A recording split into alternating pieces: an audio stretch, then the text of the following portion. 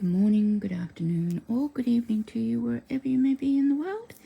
This is By Hook or By Needles. I am Sam, and today is the first Wednesday of the month, which must mean it's stitch tutorial day for Battle of the Stitches.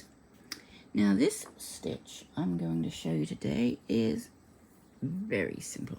Again, it's a lovely, simple, easy stitch, but because of the way it's, or where it's placed, it gives a different effect to how you might normally do it. So the suggestion is that you cast on your chain, or you make your chain with a slightly bigger hook than you are actually going to make your stitches with. So I'm going to use a 5mm to do the chain, and I'm going to do a 4mm for the stitches. And this stitch, once again, like previous ones we've done so far, has no stitch specific stitch count, so you can do as many or even, odd, whatever stitches as you like. So I'm just going to do, I think, whatever, 15 maybe, we'll see. Go 1, 2, 3, 4, 5, 6, 7, 8, 9, 9, 10, 11, 12, 13, 14, 15, and then you add 3 more. 1, 2, 3.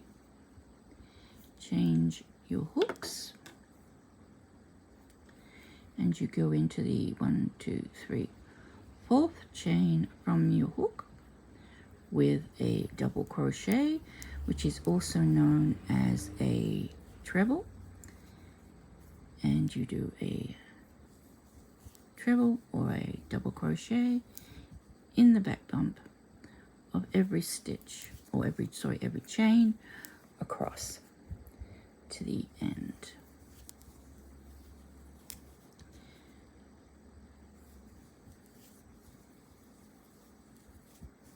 Now I've been thinking hard, what am I going to make with this? I have no idea at this point.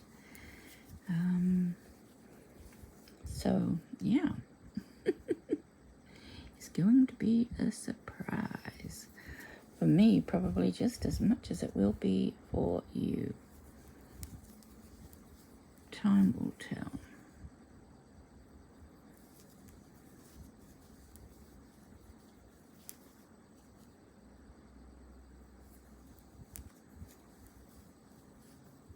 Oops.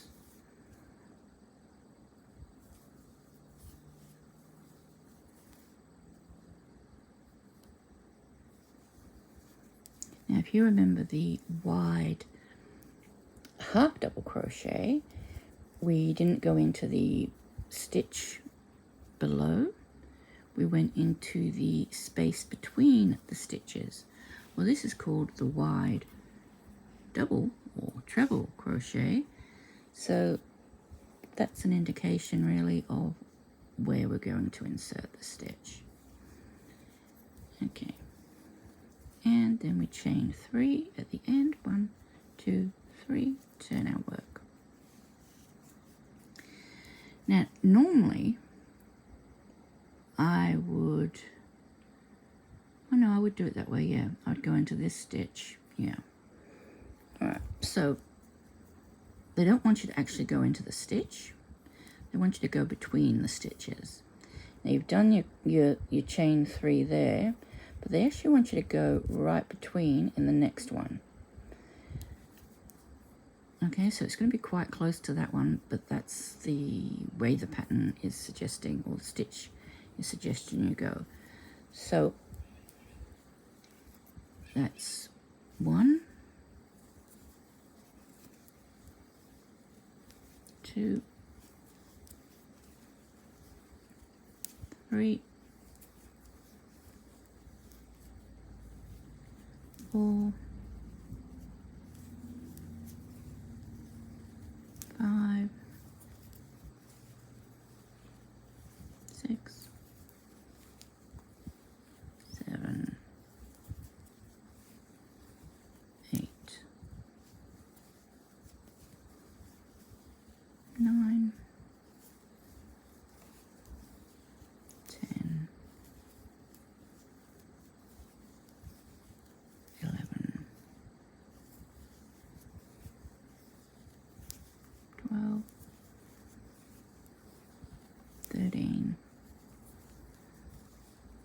14.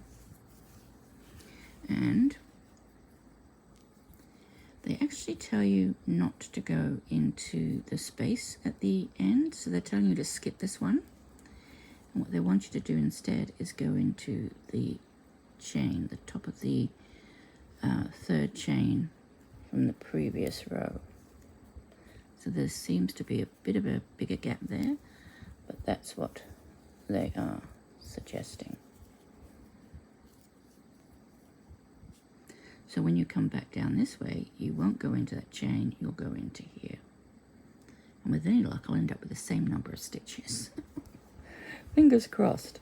I have read the instructions properly. So, chain 3 and return our work. Remember, we're just this. I mean, these stitches couldn't. The stitch couldn't be any easier. You don't have to struggle to find the top of the stitch. You can just go straight in between the stitches.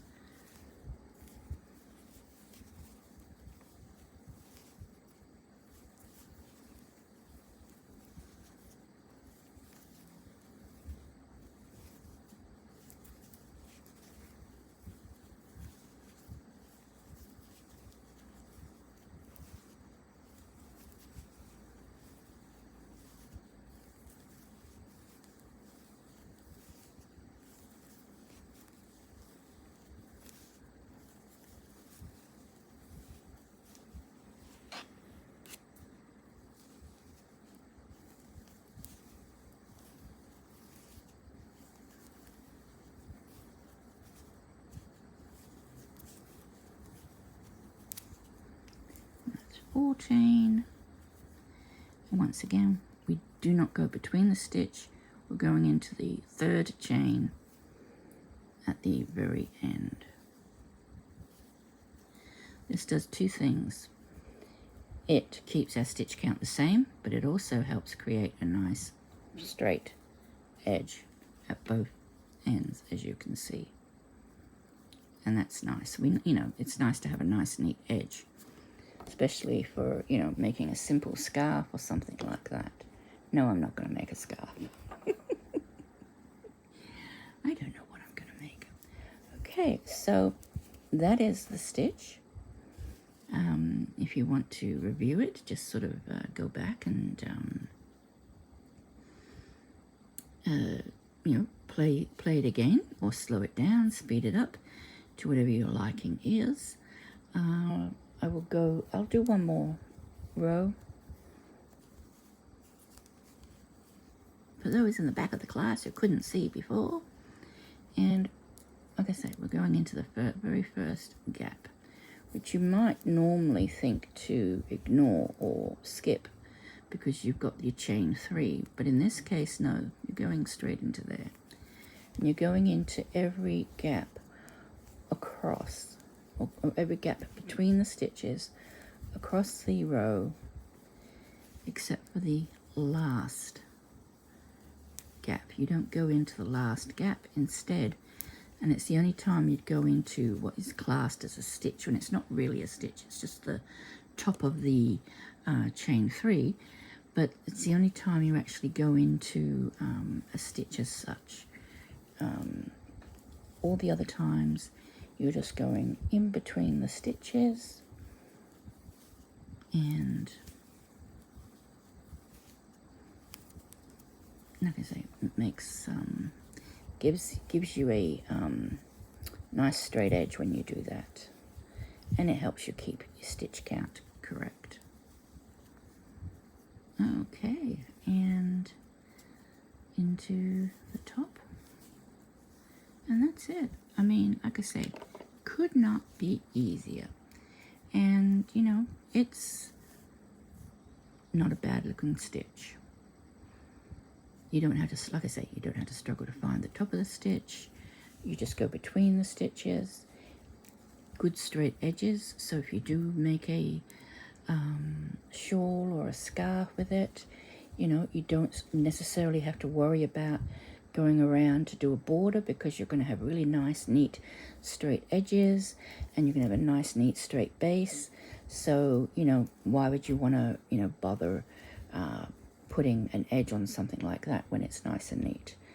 So that's it. This is called the wide double crochet or the wide treble crochet. I believe it has been or is also known as oh no, that's another stitch. Don't worry, ignore that, scratch that, reverse. All right. So that's it. Really simple. Now I've just got to think, what am I going to create with this? Leave it with me. I'll see you next Wednesday when I will give you a sneak peek of what I have been creating. Till then, take care and bye for now.